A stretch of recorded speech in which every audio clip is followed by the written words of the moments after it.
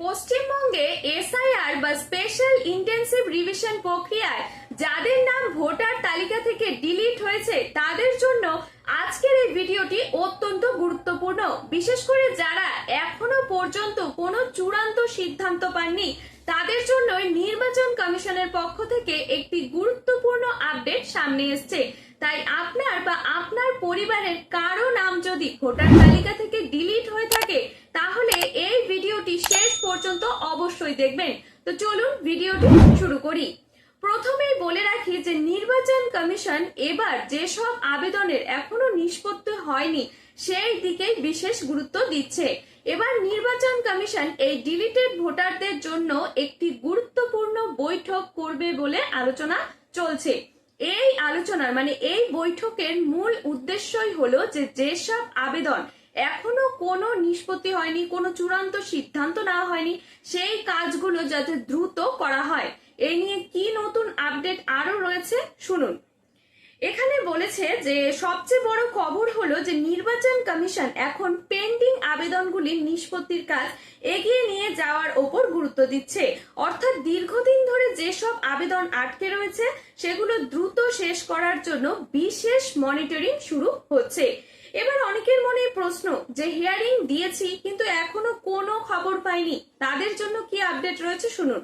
যে এক্ষেত্রে নির্বাচন কমিশন স্পষ্ট জানিয়ে দিয়েছে যেসব আবেদন এখনো নিষ্পত্তি হয়নি সেগুলো একে একে পর্যালোচনা করা হবে।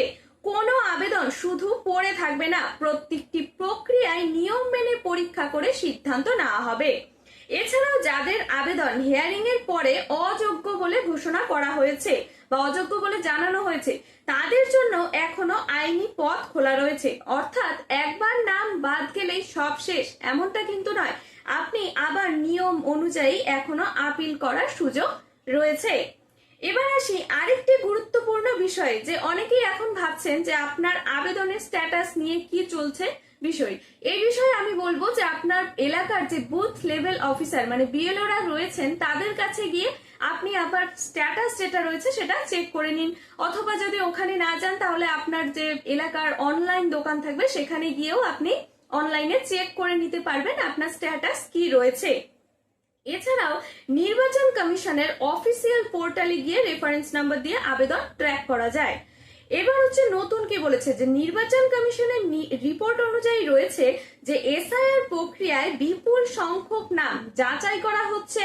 বহু আবেদন ইতিমধ্যেই নিষ্পত্তি হয়েছে, আবার কিছু কিছু আবেদন এখনো পর্যালোচনাধীন রয়েছে। তাই যাদের মামলা এখনো ঝুলে আছে তাদের আতঙ্কিত হওয়ার কোনো কারণ নেই, কারণ নির্বাচন কমিশন এখন সেই পেন্ডিং আবেদনগুলির নিষ্পত্তির জন্য বিশেষ জোর দিচ্ছে।